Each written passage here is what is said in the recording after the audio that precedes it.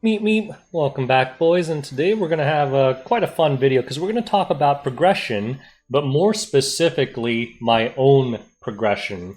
Now, how I came up with this video is because for whatever reason, I happened upon my very first account overview video back when I didn't even have 1,000 subs, and I watched it, and it was fun seeing where my account was back when I did my first one, and it wasn't even really that long ago. I released that video February 18th, 2020. Right now it's November 3rd, so a little less than 9 months ago, and I was looking at it, I was just laughing at how bad I was. And, for those of you guys who are losing steam, I mean, not all of you have video recordings of your account, obviously, but if you happen to, and you thought back to where you were just a few short months ago, sometimes in this game it just feels like you're not making any progress, but it's because, you're playing every day. If you could actually go to a snapshot back in time 6 months ago, you may be surprised at how far you've come. So what I did for this video was I watched my old video, I wrote down some notes on where I was back then, and there are a few things I wanted to highlight with some statistics and numbers to kind of show you how much I've come in a little less than 9 months. And remember, I'm not a day one player. I started the game a year late. I started July of 2019, so I'm still far behind some of the day one players out there in terms of progression. But anyways, from my first account overview video, I had 126 out of 167 heroes. Right now, I have 174 out of 197. So what does that tell us? Well, first of all, it means that in the last 9 months, 30 new heroes have been released. And I've gotten 48 new heroes in that time frame. So I've gotten more new heroes than heroes have even been released. So I've been catching up on kind of my shortfall. So I am 23 heroes short of a full Pokédex. So most of the heroes I don't have other than ML5s and ML4s are just stuff I don't want. Like I kind of want Charlotte, but I don't really care about Luluka. I don't really care about Chloe, Sonya. So most of the heroes I'm missing I don't really care about other than ML5s. I'm still trying to get top model Luluka.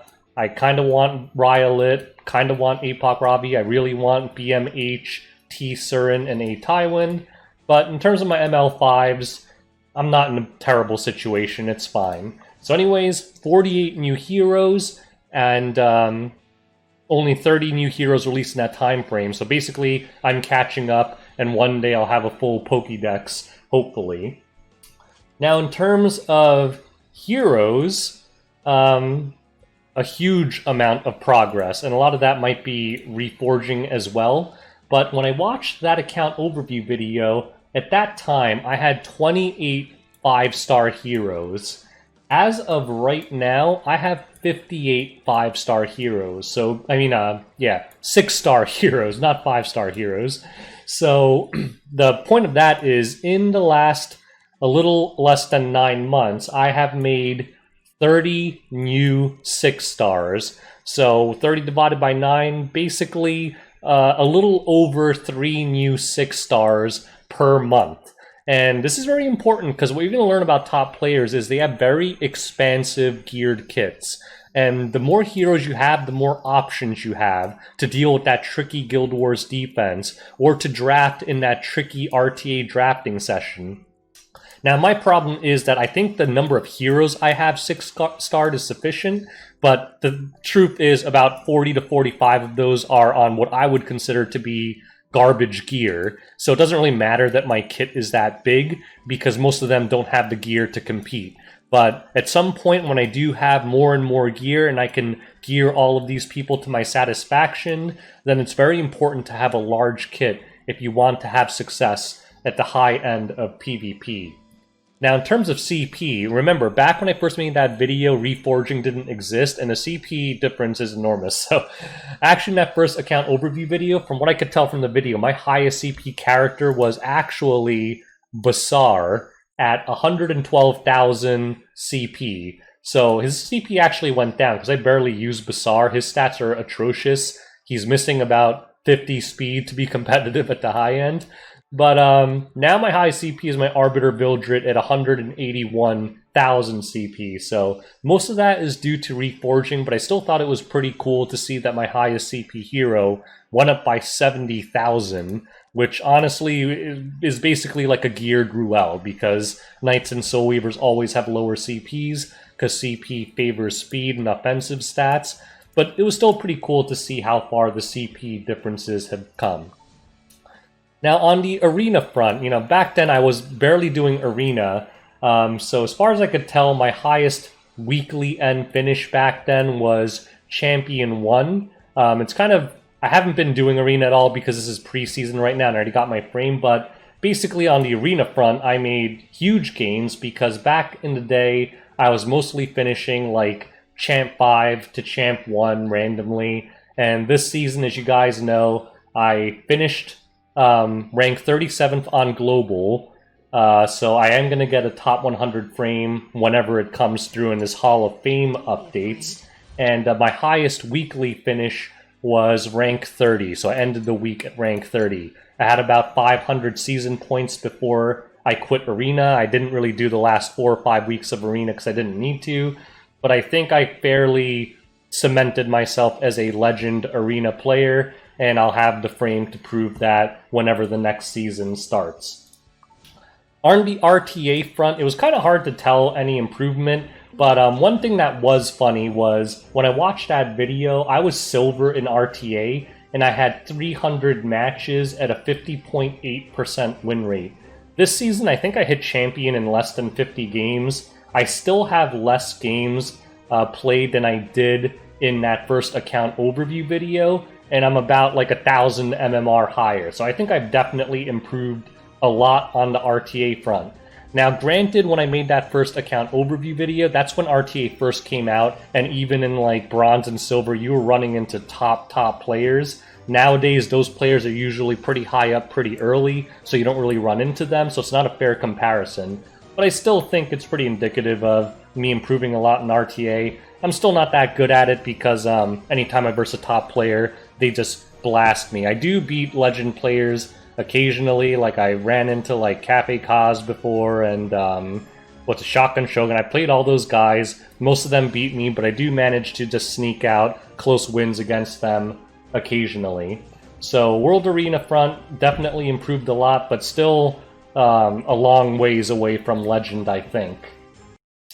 Guild Wars. When I watched my first account overview video, at the time my guild was ranked 691. And I kind of miss those days because the Guild Wars were so easy back then. I was able to showcase a lot more trolley comps.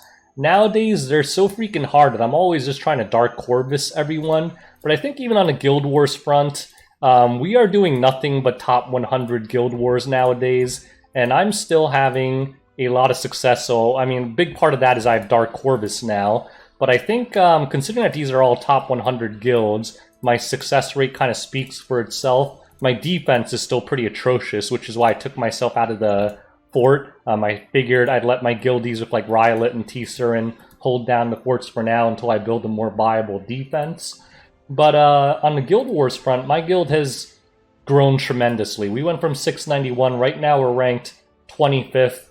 I don't know if Guild Wars is all servers or if it's just global, but either way, we're just a stone's throw from top 20. I think we're getting a little lucky here, so I expect to drop, but we're at the point where we are beating top 100 guilds fairly regularly, which is very different from how it was just a few short months ago, where basically any guild that had a frame basically ass blasted us instantly, and we didn't stand a freaking chance. Nowadays, even in the top 100, we are winning a lot of Guild Wars, so I'm very proud of my guild. Special shout out to Rune for dominating all the time, the Wall of Jojo for getting us wins by never ever going down somehow and surviving with like 10 Havoc.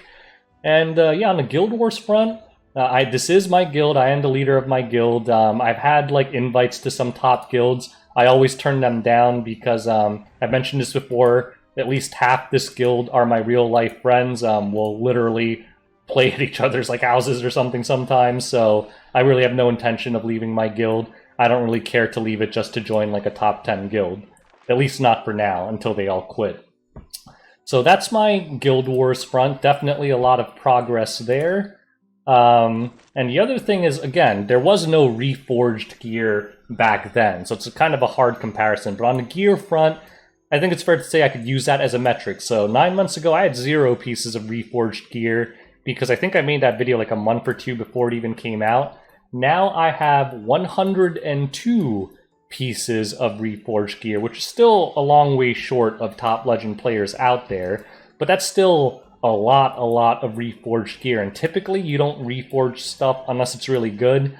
I'm kind of at the point where I'm out of really good gear, so I reforge even stuff that isn't that good. You'll notice a lot of it isn't even equipped because I kind of just reforge it because it looks kind of good, but I have no one to put it on.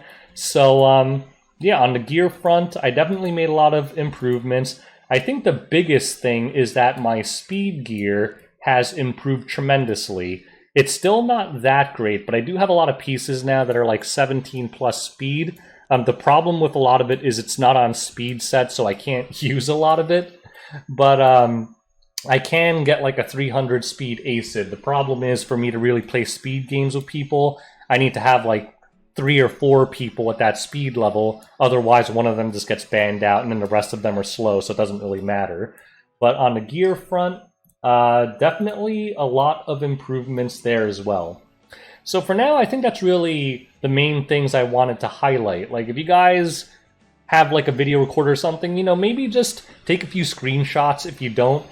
Because the thing about this game is it's really easy to lose motivation. A lot of people quit because of that, because with all the new content continuously coming out, new gear, new heroes, blah, blah, blah, it never feels like you're catching up, right? You're always grinding. I mean, I actually like that about the game, because I hate when I get everything in a game and I'm just like, what do I do now? I'm bored. So the great thing about Epic 7 is you'll never beat it. Like, even the people spending tens of thousands of dollars, they're not close to having everything they want. So, which is why this game's kind of endless. But for some people, that turns into despair because they just feel like they're getting nowhere.